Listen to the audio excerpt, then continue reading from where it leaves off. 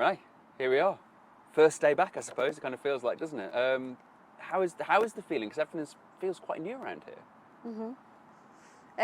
Now, of course, first day of pre-season with the full squad outside on the pitch today.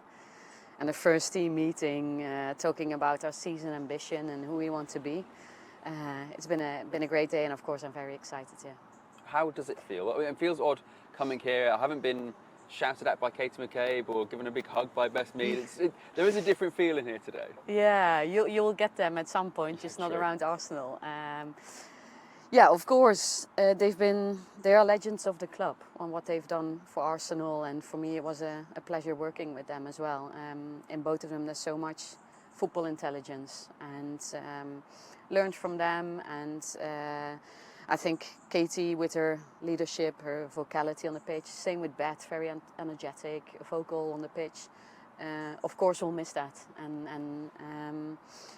but yeah, it's a new season and we have a lot of great players coming in, and there will be new dynamics, and we have a lot of leadership in the squad as it stands, and then it's always interesting in the group dynamics, how are these different roles going to be filled with the squad that we have right now, but it looks really, really good.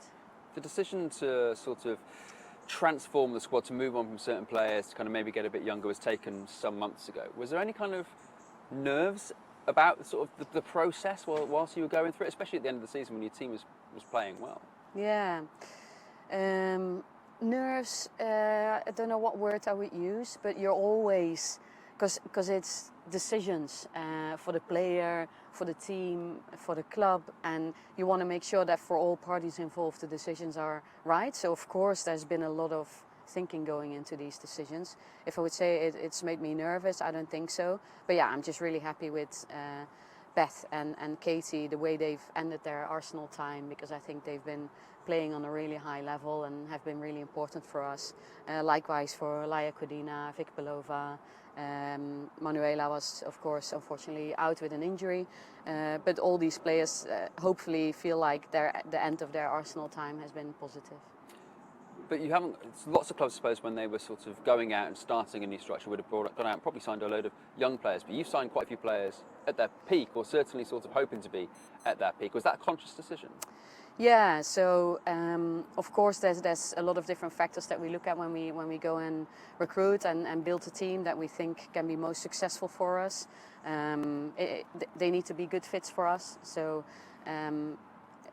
How I see the game growing, athleticism I think is really important because the game becomes faster, so explosive actions, you have to be able to deliver them over 90 minutes, so definitely something we've looked at.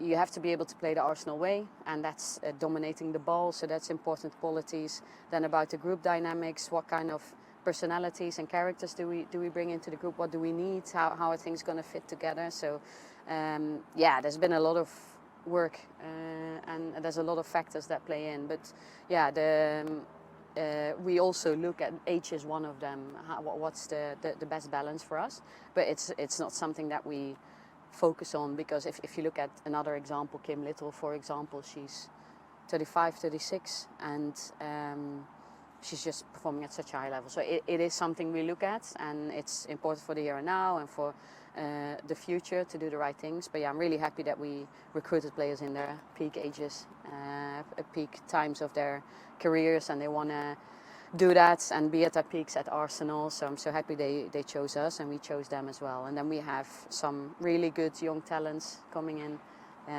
So really look forward. I don't think they should be classified as just young talents. They're also here to perform, contribute and compete. So I'm just really happy. You use the word explosiveness. Is that what we can expect from slightly different this season? Not that this team doesn't lack athleticism before, but certainly the players that you've signed, I think the likes of Georgia and Geraldine, and they are kind of, that explosiveness is the perfect word for them, isn't it? Yeah, I think, and then like I said, you have to bring all the other elements as well, especially if you play in midfield for us. You have to be super intelligent, super active. You have to be a leader, whether that's vocal, non-vocal, but there's so many other things you have to bring. But like I said, in the front line, in the back line, that's the units where the athleticism, the speed, those things become, of course, and the profiles are different in all positions on the pitch. But yeah, that's really something we look at, because for the here and now, and the game grows so fast, but also being proactive where the game is going. We could talk about each individual signing and be here all afternoon, but I want to ask about Georgia Stanway, because obviously she is synonymous with English football, and she's achieved so much with England and in the Bundesliga previously as well. How exciting is it to have her on board? Yeah, very exciting, of course. I think she brings personality in a really, really good way. If you look at the decision she made to go to Germany as an English player, I don't think many have done that. And she's grown so much in that time. So going out of your comfort zone, going to another country with different football, and I just think she brings so much quality with so much humility as well. So yeah, I'm just really happy again that she chose us and we chose her. So really happy and look forward to working with her. We heard from Mariona earlier, and she was saying about Georgia, you could even see in sort of the first training session just what she brings. Obviously she's come up against her a lot, but to have that next to her, she's really excited. Yeah, she brings a presence, she brings intelligence. She's of course a really, really good passer of the ball, which is important in the way we play, but she also brings grit and jewels out of possession, so she can compete in midfield.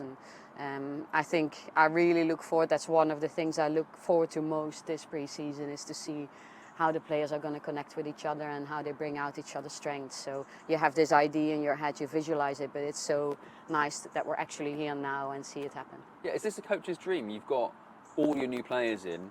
I know the window's still open, but you've got all your new players in day one of training. That doesn't necessarily happen most clubs, most seasons. No, yeah, it is. And I think to go beyond that or before that, the players have actually had an off season. There has been no tournament, so they've really been able to decompress, recharge, find their love for the game and the excitement of coming back in.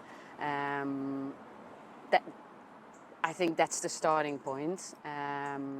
So, and for us, again, other people in the club having done so much good strategic work as well to be in a place where we can start the pre-season with 7 new signings. Yeah, it just puts us in a really good position. I really look forward to having 6 full weeks together instead of every week dropping a couple of players back in, and you get 1 or 2 weeks all together. So this is so different, and I really look forward to it. Yeah, because the last few years you've been managing minutes from players at major tournaments, players coming back from injury. It must be in a bit of not a nightmare, but it must be really difficult to go, we want to start week 1 with our best team, and you haven't really been in that position for a couple of years. Yeah, well, on that we want to create a squad, and we have a squad where we're all on such high levels, so whoever plays, they're going to be good for us, and whether you're a starter, finisher, or what role you're going to contribute with, everyone is so good and so talented and has a great mindset to work towards contributing to the team.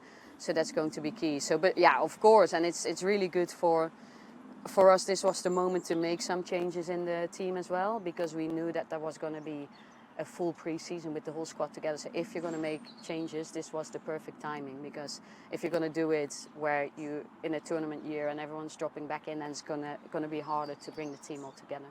So you've loaded up the squad nice and early, ready to go. But this season seems like the top of the WSL might be more stacked than it ever has been. What kind of season are you expecting? No, yeah, definitely. I think the level is going up every single year. There will be more teams this year, of course, as well. But yeah, there's some teams. If you look at the top 4 last year, and then the teams right behind that, it's been on a really, really high level. We've experienced that with the couple of draws that we've had against teams. The level is just really high. You see other teams also building in all sorts of ways. So it's going to be a big challenge. It will be a big challenge for everyone, also for the other teams. But we want to take the next step, and for us, the next step is what we want to be is the team most capable of winning the WSL. We've traditionally talked about a top 3, maybe a top 4. Do you think it could be a top 5, considering how London City have invested this summer?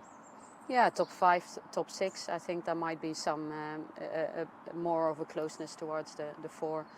Yeah, but we'll have to see how it plays out. Like, I don't know exactly what the other teams are doing, of course, how they're preparing. The window is still open, but yeah, I think it's really close. Like I said, there's some more teams.